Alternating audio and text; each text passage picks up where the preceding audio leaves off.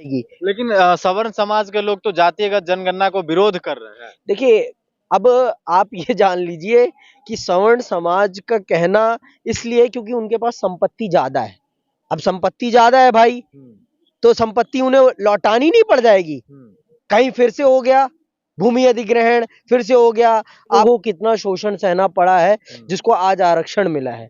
तो आप ये नहीं कह सकते कि जो 2000 साल से जो शोषण हुआ है वो 70 साल में खत्म हो जाए। मैं नहीं कहता कि समानता पूर्ण रूप से आ सकती है, लेकिन एक गरिमामय जीवन प्रदान करने का काम तो सरकार सबको कर सकती है ना। लेकिन इसका विषय है नए विश्वविद्यालयों का ना बनना, नए रोजगार का सृजन ना होना। अब मुझे आप बताओ कि नए विश्वविद्यालय बनेंगे तो क्या नए रोजगार नहीं सृजित होंगे? लेकिन मोदी जी तो कह रहे हैं जो हम बना रहे हैं। तो बना रहे हैं तो दिखे भी तो, वो कहाँ बना रहे हैं? ऑनलाइन की दुनिया में बना रहे हैं क्या? ऑनलाइन डिजिटल हो गया है तब तो डिजिटल तरीका से अरे डिजिटल, हर चीज डिजिटल अच्छी नहीं लगती। खाना डिजिटल तौर पे नहीं खाया जाता। खाना ना वास्तविक रूप में खाया जाता है और थाली में रख के खाया जाता है, तब आपका पेट भरता है। पेट भरने के लिए वास्तविक भोजन का होना बहुत जरूरी है। कि किसने भारत को गुलाम बनाया है? भारत को अंग्रेजों ने ना ईस्ट इंडिया कंपनी ने नहीं बनाया। किसने बनाया? भारत के उन लालची लोगों ने बनाया जिन्होंने अपनी सत्ता के लिए माँ भारती के साथ दगा किया। सत्ता के लिए माँ भारती के साथ दगा किया, जरूर। और वो कौन थे? वो उच्च वर्ग के लोग ही थे और निम्न वर्ग का लोग नहीं था। उसके अंदर सत्ता का लालच नहीं था, वो सत्ता से कोसों दूर था। सारे सवर्ण समाज के लोग, सवर्ण समाज के थे, जमींदार थे। वो जमींदारी लोग तो थे। लोग तो सत्ता उनके हाथ में जानी चाहिए जिनके हाथ में शिक्षा हो, जिनकी बुद्धि में शिक्षा हो। उनके हाथ में नहीं जानी चाहिए जिन्होंने धर्म को भी ढंग से नहीं पढ़ा, लेकिन धर्म के आधार पर समाज को लड़वाते रहते हैं। अच्छा देखिए, आरक्षण एक ऐसा विषय है जिसमें सबसे ज्यादा बात होनी चाहिए, क्योंकि आज का जो युवा समाज है वो उन परिस्थितियों को नहीं जानता जिन परिस्थितियों में ये आरक्षण लागू हुआ था। आपको नहीं पता कि उस वर्ग को कितना शोषण सहना पड़ा है जिसको आज आरक्षण मिला है।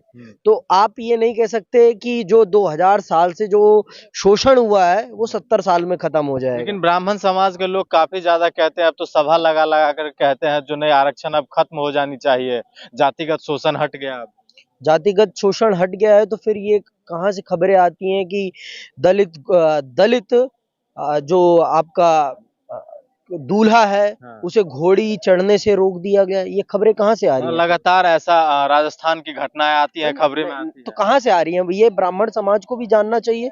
और अगर ब्राह्मण समाज मानता है कि जातिगत भेदभाव समाप्त हो गया है तो फिर क्यों है ऐसे ब्राह्मण संगठन? क्यों है फिर? क्यों है ब्राह्मण संगठन? ब्राह्मण संगठन भी नहीं होने चाहिए। ब्राह्मण तो कहते हैं कि अब जातिगत शोषण खत्म हो गया है, आरक्षण खत्म हो जानी चाहिए। अरे तो मैं पूछ तो रहा हूँ, अगर आप देखिए जाति के आधार पर अगर आप संगठन बना रहे हैं तो इसका मतलब जातिगत भेदभाव खत्म नहीं हुआ है। नहीं हुआ है तभी तो आप जाति के आधार पर चीजें बना रहे हैं ना। बिल्कुल। अगर आप जाति के आधार पर चीजें निर्मित कर रहे हैं तो इसका मतलब है कि जाति अभी समाप्त नहीं हुई है। जब जाति समाप्त नहीं हुई है तो लोगों में भेदभाव है, विद्यमान है। और जब तक आर्थिक संसाधनों का बंटवारा समान नहीं होता ना, तब तक आप ये नहीं कह सकते कि समानता आ गई है समाज में। मैं नहीं कहता कि समानता पूर्ण रूप से आ सकती है, लेकिन एक गरिमामय जीवन प्रदान करने का काम तो सरकार सबको कर सकती है ना। लेकिन समानता की जो आप बात की है वो क्या जातिगत जनगणना जो थी कहीं ना कहीं इसका नींव पूरे देश में रखनी चाहिए? जातिगत जनगणना बहुत जरूरी है आज के समय पे। और क्योंकि आप जब अर्थशास्त्र को समझेंगे ना, तो अगर आप संख्या को बांटेंगे, संख्या का आकलन करना, उसकी सांख्यिकी पता करना बहुत जरूरी है। आज के टाइम पे सरकार अपनी जो नीतियां बनाती है वो किस आधार पर बनाती है? डाटा के आधार पर ही तो बना रहे। तो अगर डाटा सच में पता चल जाएगा कि इस वर्ग के लोग इतने हैं, इस वर्ग के लोग इतने हैं, इस वर्ग के लोग इतने हैं, तो फिर दिक्कत ही कहाँ आएगी? लेकिन सवर्ण समाज के लोग तो जातिगत जनगणना को विरोध कर रहे हैं। देखिए, अब आप ये जान लीजिए कि सवर्ण समाज का कहना इसलिए क्योंकि उनके पास संपत्ति ज्यादा है। अब संपत्ति ज्यादा है भाई, तो संपत्ति उन्हें लौटानी नहीं पड़ जाएगी। कहीं फिर से हो गया भूमि अधिग्रहण, फिर से हो गया आपका कह सकते हैं आप भूमि से संबंधित कोई भी नया प्रस्ताव आ गया कि बंटवारा फिर से होना चाहिए, फिर से रिसोर्स को रिडिस्ट्रीब्यूट करना चाहिए, तो फिर इसीलिए वो डर रहे हैं, इसीलिए वो जातिगत जनगणना से घबरा रहे हैं। हाँ, इसीलिए नहीं चाहते तो वो। क्या लग रहा है पूरे देश में जातिगत जनगणना होनी चाहिए? बहुत जरूरी है। आप देखिए भैया, आप भी जानते हो, मैं भी जानता हूँ कि हमारा समाज जाति के आधार पर बटा हुआ है और ये हकीकत है। कोई इस बात को नेगलेक्ट नहीं कर सकता, चाह कर भी नेगलेक्ट नहीं कर सकता। अगर कोई कर दे नेगलेक्ट तो मैं मान जाऊं। लेकिन सवर्ण समाज के लोग तो हमेशा जो आरक्षण ले रहे हैं उसको तो हमेशा विरोध किया है, नेगलेक्ट तरीका से देखे। आज तो इस देश में सवर्ण को भी अब आरक्षण मिलना स्टार्ट हो गया है। तो मिले, मेरे को आरक्षण से कोई दिक्कत नहीं है। देखिए, आरक्षण के आधार पर राजनीति से दिक्कत है मुझे, दिक्कत राजनीति से है। देखो, आरक्षण विवाद का विषय नहीं है, विवाद का विषय है नए विश्वविद्यालयों का ना बनना, नए रोजगार का सृजन ना होना। अब मुझे आप बताओ कि नए विश्वविद्यालय बनेंगे तो क्या नए रोजगार नहीं सृजित होंगे? लेकिन मोदी जी तो कह रहे हैं जो हम बना रहे हैं। तो बना रहे हैं तो दिखे भी तो, वो कहाँ बना रहे हैं? ऑनलाइन की दुनिया में बना रहे हैं क्या? ऑनलाइन डिजिटल हो गया है तब तो डिजिटल तरीका से ही अरे बनेगा ना। डिजिटल, हर चीज डिजिटल अच्छी नहीं लगती। खाना डिजिटल तौर पे नहीं खाया जाता, खाना ना वास्तविक रूप में खाया जाता है और थाली में रख के खाया जाता है, तब आपका पेट भरता है। पेट भरने के लिए वास्तविक भोजन का होना बहुत जरूरी है। डिजिटल भोजन से आप पेट नहीं भर सकते। लेकिन मोदी जी के राज्य में तो कहा जा रहा है कि विश्व में डंका बज रहा है। देखिए, विश्व में डंका ना एक दिन से नहीं बजता। हाँ। एक बच्चे को अपने आप को ज्ञानवान बनाने में एक लंबा समय लगता है, तो इस राष्ट्र को भी उस स्तर तक पहुंचने में ना लंबा समय लगा है। आपको मैं बता देता हूँ, एक बात बताता हूँ। आपने भारत की गुलामी की कथा पढ़ी होगी, सबने पढ़ी होगी। बोलिए। है ना? आपको पता होना चाहिए कि किसने भारत को गुलाम बनाया है। भारत को अंग्रेजों ने ना ईस्ट इंडिया कंपनी ने नहीं बनाया। किसने बनाया? भारत के उन लालची लोगों ने बनाया जिन्होंने अपनी सत्ता के लिए माँ भारती के साथ दगा किया। सत्ता के लिए माँ भारती के साथ दगा किया? जरूर।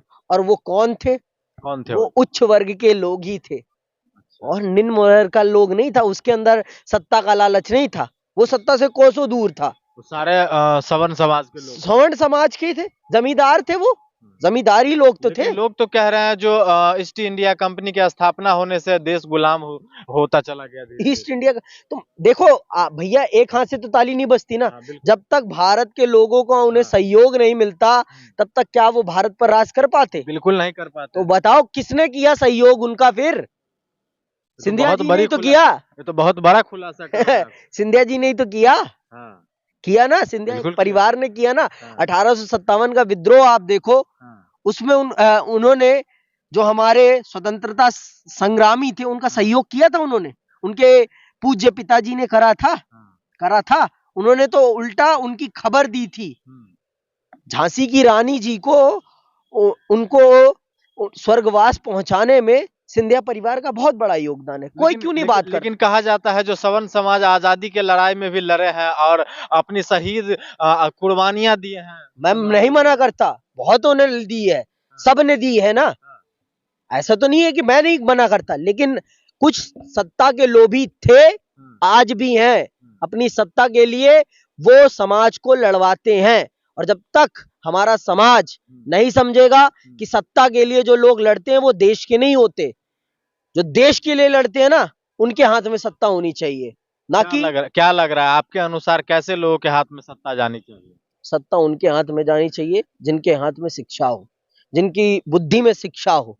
उनके हाथ में नहीं जानी चाहिए जिन्होंने धर्म को भी ढंग से नहीं पढ़ा, लेकिन धर्म के आधार पर समाज को लड़वाते रहते हैं। अच्छा, आप मुझे बताओ, प्रभु श्री राम ने सत्ता से प्रेम किया था कि अपने पिता के आदर्श से प्रेम किया था? मुझे आप बताओ। वो तो आप ही बताएं। हाँ, उन्होंने अपने पिता के एक वचन के लिए 14 वर्ष का कठिन वनवास ग्रहण किया है। आज का कौन सा नेता है जो अपने पिता या अपने समाज के आदर्शों के लिए छोड़ देगा सत्ता? नहीं तो ऐसा नेता है नहीं, मोदी जी तो ऐसा ही नेता है। घर परिवार छोड़ दिया, सब कुछ छोड़ दिया, देश को विश्व गुरु बना रहा है, राम मंदिर बनवा रहा है। राम मंदिर बनवाए, अच्छी बात है। राम मंदिर से किसी को भी गिला नहीं है। और कहा, देखिए, अगर आप कहते हैं राम मंदिर सरकार बनवा रही है, तो फिर अलग बात है, अगर अदालत बनवा रही है तो अलग बात है भाई। मोदी सरकार को तो क्रेडिट जा रही है ना। तो ये हमारे जनता की थोड़ी मूर्खता है ना भाई। फिर हमारी जनता भी तो समझे थोड़ी बहुत चीजें, सब चीजें देखो। अगर आप संवैधानिक रास्ते से जा रहे हो तो वो फिर अदालत का फैसला है, वो सरकार का नहीं है। अब जब सरकार को जब इस आधार पर क्रिटिसाइज किया जाता है तो सरकार उसे कह देती है वो अदालत का फैसला, हमारा नहीं। लेकिन क्रेडिट लेने की जब बारी आती है तो वो हमारा फैसला है।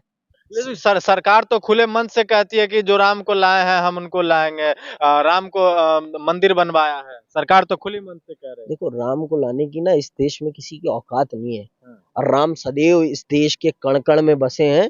किसी को लाने की जरूरत नहीं है मेरे भाई, किसी को भी लाने की जरूरत नहीं है। और राम ना अगर हमारे मस्तिष्क में बैठ जाए तो ज्यादा अच्छा होगा, तब जाके समाज का विकास होगा। राम का जो राज्य है ना, वो समानता का राज्य है, प्रेम का राज्य है। नहीं तो मोदी जी तो बना रहे हैं, राम राज्य तो बन ही रहा है। तभी तो यहाँ पर सांप्रदायिक दंगे हो जाते हैं, तभी तो समाज में जाति के आधार पर भेदभाव मौजूद है, तभी मौजूद है ना। माननीय मोदी जी, मैं मोदी जी को नहीं, मैं समाज को बोल रहा हूं, समाज ये समझे। देखिए, कभी ना नेता गलत नहीं होता, जनता भी गलत होती है, इस बात को भी समझना पड़ेगा हमें। जनता भी उसमें उतनी भागीदारी रखती है जितना नेता रखता है। नेता कौन चुनती है, कौन चुनती है आप बताओ मुझे? जनता चुनती है। तो जैसी जनता है वैसा नेता है। 30% जनता ने उन्हें चुना है, 30% जनता का वो काम कर रहे हैं, बस काम खत्म।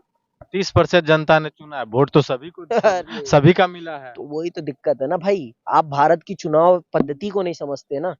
हमारे देश की जनता, आधी जनता को तो यही नहीं पता होगा कि किस पद्धति के अंतर्गत चुनाव होता है हमारे देश में। चाहे आप पूछ लेना अपनी जनता से, जो ये वीडियो देखेगी ना, उससे पूछ लेना भारत की चुनाव पद्धति क्या है, बता दे तो जान जाए, बिना गूगल किए। बिना गूगल किए? हाँ। अरे लोग वोट दे रही है, सरकार बन रही है, अब क्या चाहिए? तो बस राम मंदिर बन रहा है। बस राम मंदिर बने, किसी को कोई दिक्कत नहीं है, लेकिन राम के आदर्शों को तो भी ये देश पढ़े। सिर्फ राम मंदिर बनने से मैं रोज, कल मंगलवार था, मैं प्रति मंगलवार हनुमान जी के मंदिर में जाता हूं, और हर मंगलवार ये देखता हूं कि आधे लोग लाइन तोड़कर प्रवेश करते हैं, आधे लोग पंडित जी के जेब में पैसा डालते हैं और बीच लाइन में से प्रवेश करके जाते हैं और दर्शन करते हैं। क्या प्रभु ये देख नहीं रहे? पूजा तो कर रहे हैं, पूजा कर रहे हैं, आदर्श भी तो मानो। पूजा करने से देश आगे नहीं बढ़ेगा, सिर्फ रटने से देश नहीं, रटने वाला तोता बनता है और समझने वाला ज्ञानी बनता है। यही तो ये देश नहीं समझता ना मित्र।